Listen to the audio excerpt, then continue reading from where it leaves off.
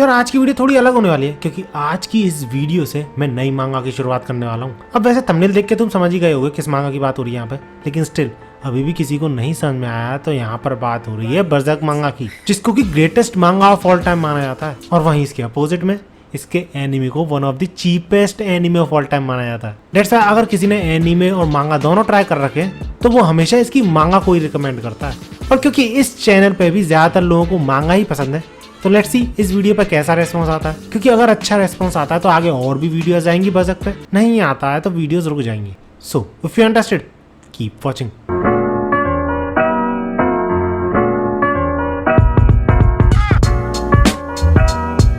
तो बरज़र्क की स्टोरी की जो स्टार्टिंग है ना, वो one of the craziest starting है। सही बता रहा हूँ, तुम किसी भी मांगा को पकड़ लो जितनी भी आज तक तुमने पढ़ी है, इसकी स्टार्टिंग जिस तरीके से होती है ना, वैसे शायद ही किसी मांगा की हुई होगी। फ्यूचर में भी शायद ही कोई मांगा ऐसे स्टार्ट करेगी, क्योंकि स्टार्टिंग में हमें दिखाया जाता है घपाघप बरज़र्क और एक लड़की के बीच, एंड सरप्राइजिंगली वो लड़की एक मॉन्स्टर में बदल जाती है। लेकिन गट्स, वो बंदा अभी भी नहीं रुक रहा है, अभी भी घपाघप करे जा रहा है। और जैसे ही वो मॉन्स्टर गट्स को मारने को होता है, गट्स तुरंत ही उसके मुंह में अपना हाथ घुसा देता है, कुछ और मत समझो।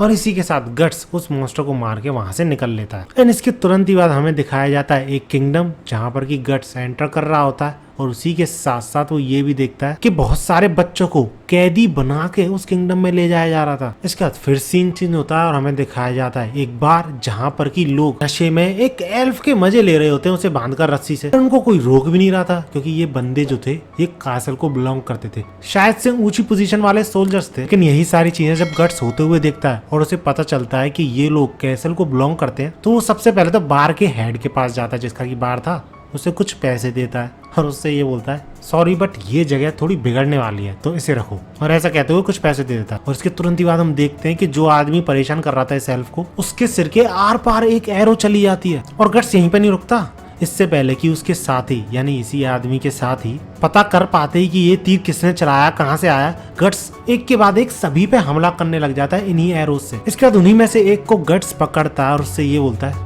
जाकर कह दो अपने master say that black swordsman has come. और ये कहते ही गट्स अपने पीछे से एक बहुत बड़ी और काली स्वॉर्ड निकालता है और उसके थ्रू भाई साहब एक पूरे के पूरे आदमी को दो हिस्सों में बांट देता है। और ये चीजें होता हुआ देख वहां पे प्रेजेंट सब लोग शॉक, इंक्लूडिंग दिस एल्फ, जिसको कि समझ में नहीं आ रहा था कि आखिर ये है क्या चीज। इतनी बड़ी चीज को और इतनी थिक चीज को तलवार थोड़ी बोला जा सकता है, पर इससे भी बड़ी बात, इस चीज को कोई भी इंसान यूज कैसे कर सकता है। इसके बाद जब गट्स वहां से निकल जाता है तो ये एल्फ, जिसका की नाम पक था, पीछा करता है गट्स का कि आखिर ये है कौन बंदा, बड़ा ही अनोखा सा लग रहा है, मतलब क्यूरियोसिटी सी आ जाती है उसके अंदर। लेकिन गट्स उसे बिल्कुल भी भाव नहीं देता, उल्टा वो ये तक बोल देता है कि अगर तुमने मुझे छुआ भी तो मैं तुम्हें यहीं पर कुचल दूंगा, जिससे पक गुस्सा हो जाता है, क्योंकि वो गट्स को वार्न कर रहा था कि उसे जल्दी से जल्दी इस टाउन से निकल जाना चाहिए, यानी इस किंगडम से निकल जाना चाहिए, क्योंकि अभी अभी जिन लोगों को उसने मारा है वो कैसल के लोग हैं, इसलिए अब सारे के सारे सोल्जर्स उसके पीछे पड़ने वाले हैं। लेकिन गट्स इस बात को भी इग्नोर कर देता है, पर थोड़ा आगे बढ़ते ही उसके सामने बहुत सारे सोल्जर्स खड़े हो जाते हैं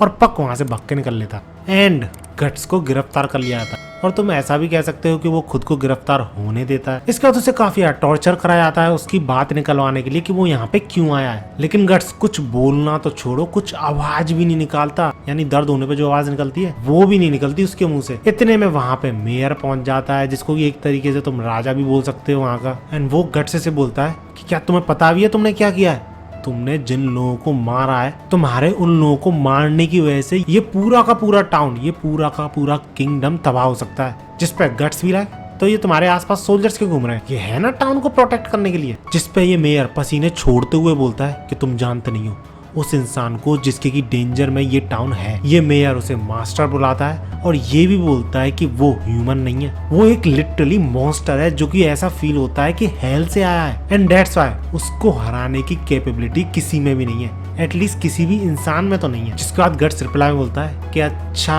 अब मुझे समझ में आया कि तुमने उसके साथ ऐसी शेडी डील क्यों की। जिस पे वो मेयर सरप्राइज कि क्या पता है तुम्हें, क्या बोलना चाह रहे हो। जिसकी रिप्लाई में गट्स ये बोलता है कि उसे पता है डेट वो मॉन्स्टर इंसानों को खाता है और उन इंसानों को ये मेयर सप्लाई कर रहा है, और उसने इस चीज का सबूत भी देखा था। जब वो किंगडम में यानी उस टाउन में एंटर कर रहा था तब उसने बच्चे और औरतों को देखा था जिनको कि एक तरीके से बंदी बना के ले जाया जा रहा था, जिसपे वो मेयर कब्ज हो गए हो ऐसी शक्ल बनाते हुए बोलता है, आई एम द मेयर, तुम जानते क्या हो, मुझे इस टाउन को प्रोटेक्ट करना है। तो उसके रिप्लाई में गट्स बोलता है कि तुम टाउन और खुद में कंफ्यूज तो नहीं हो रहे हो। इसके बाद ये मेयर फटी फटाई हालत में वहां से जाते हुए बोलता है कि इस बंदी को तड़पाते रहो, जितना भी तड़पाना है तुम्हें, मुझे कोई फर्क नहीं पड़ता कि ये जिंदा रहे या फिर मर गया। इसके बाद ब्लैक स्पोर्ट्समैन वाली बात इस मास्टर तक पहुंच जाती है।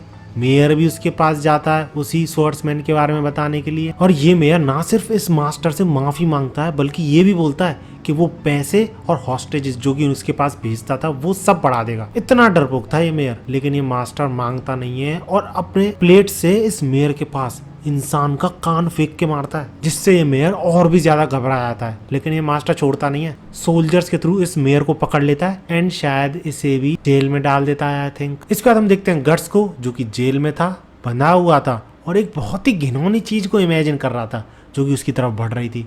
लेकिन तभी अचानक से वहां पे एंट्री होती है पक की, उस जेल की चाबियों के साथ। इतने में गट्स बहुत बुरी हालत में पक से पूछता है कि वो वहां पे क्यों आया। तो पक इसके जवाब में ये बोलता है कि कुछ नहीं, बस एहसान लौटाने आया हूँ। ऐसा कहते हुए जब पक गट्स की इंजरीज को देखता है तो गट्स तुरंत ही उस पर चिल्ला पड़ता है, ये बोलते हुए कि डोंट टच मी, जिस पे पक भी है, अरे भाई मैं तेरे साथ कुछ बुरा थोड़ी कर रहा हूँ और अपनी हालत देख, तू मुझे ऑर्डर दे रहा है ऐसी हालत में। और ऐसा कहते हुए पक गट्स को हील करने लग जाता है एंड इसी दौरान पक को गट्स के शरीर पे एक निशान दिखता है जो कि एटलीस्ट इंजरी तो नहीं थी, क्योंकि सारे इंजरीज पक ऑलरेडी हील कर चुका था गट्स की, लेकिन ये निशान नहीं जाता। इसके बारे में गट्स ये बताता है कि ये एक ब्रांड है। अब जिन लोगों ने मांगा पढ़ी है उन सबको पता होगा कि ये क्या चीज है, लेकिन पक को कुछ समझ में नहीं आता, और जो पहली बार पढ़ेगा या फिर ये वीडियो देख रहा है पहली बार तो उसे भी समझ में नहीं आएगा। But let me tell you, गट्स की इस निशान से बहुत बुरी यादें जुड़ी हैं। खैर कुछ ऐसे ही आगे चल के पक और गट्स के बीच में कुछ बातें होती हैं और इन्हीं बातों के दौरान पक को यानी इस एल्फ को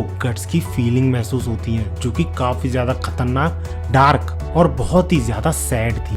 पक तो ये तक कह देता है कि आज तक उसने ऐसा कुछ भी महसूस नहीं किया, कोई भी इंसान के अंदर इस तरीके की फीलिंग उसने महसूस ही नहीं करी। इसके बाद जब पक गट्स से ये पूछता है कि उसने उसकी जान क्यों बचाई तो गट्स उस पे हंसते हुए ये बोलता है, अरे पागल, मैं तेरी जान नहीं बचाई थी, वो तो मुझे उन लोगों के थ्रू मैसेज पहुंचाना था कैसल में, तो इसलिए उस दौरान तेरी जान बच गई। जिस पे पक गुस्सा होकर वहां से भाग जाता है, लेकिन चाबियां वहीं पे छोड़ जाता है। इसके बाद सीन चेंज होता है और हम देखते हैं कि पूरे के पूरे टाउन में यानी किंगडम में बहुत ज्यादा तबाही मची पड़ी है और ये सारा का सारा कारनामा इस मास्टर और इसके लोगों का था, जो कि लोगों को मार मार के उनका खून पी रहा था लिटरली। लेकिन इसी दौरान एक और सरप्राइज मिलता है इन लोगों को, गट्स की वहां पे एंट्री हो जाती है और वो एक एक करके सारे के सारे सोल्जर्स को ढेर करने लग जाता है by using his left mechanical hand and black sword. And क्योंकि कोई भी नॉर्मल सोल्जर गट्स के आगे कुछ भी नहीं कर सकता था तो मास्टर खुद फाइट करना शुरू करता है गट्स से। लेकिन गट्स उस मास्टर को भी कुछ ही हमलों में ढेर कर देता है और सब के सब लोग सरप्राइज हो जाते हैं ये चीज देख के। लिटरली सिर्फ एरोस का यूज करके उसकी हालत खराब कर देता है। लेकिन तभी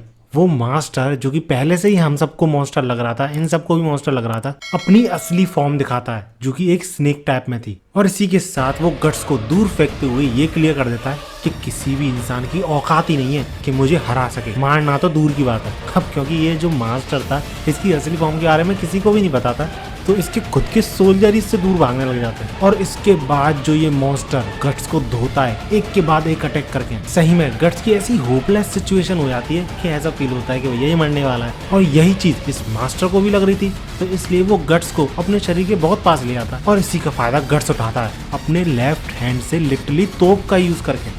लेकिन इसके बाद भी ये मॉन्स्टर अटैक करने की कोशिश करता है गट्स पे, लेकिन गट्स तब तक अपनी तलवार पकड़ के इस मॉन्स्टर को 2 हिस्सों में बांट देता है। गट्स का ऐसा एक्सप्रेशन देख के पक भी डर जाता है। यही सोच में होता है कि आखिर यहाँ पे मॉन्स्टर है कौन। और अगर तुम सोच रहे हो कि गट्स इसके बाद यहाँ से चल देता है तो नहीं, गट्स अभी भी उसी मॉन्स्टर के पीछे लगा हुआ था, अपने एरोज के थ्रू उस पर अटैक किया जा रहा था। एंड इसी के बाद इन दोनों की बातों के बीच यानी इस मॉन्स्टर और गट्स की बातों के बीच हमें ये पता चलता है कि ये मॉन्स्टर इस ब्रांड के निशान के बारे में जानता था और गट्स इस मॉन्स्टर से गॉड हैंड के बारे में पूछता है जिसके बारे में इस मॉन्स्टर को भी नहीं पता था। एंड दैट्स हाउ गट्स इस मॉन्स्टर को जलता हुआ छोड़ के वहां से चल देता है। और पक ही था जिसने की गट्स के अंदर की ये जो फीलिंग चल रही है उसको नाम दिया था और उस फीलिंग का नाम है बर्जर्क।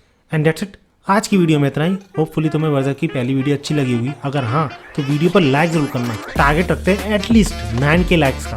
अगर 9K लाइक्स इस वीडियो पर पूरे हो जाते हैं तो बरज़क पर अगली वीडियो जल्दी आएगी, इसलिए इस चैनल को सब्सक्राइब करके भी रख लेना। मिलते हैं अगली वीडियो में।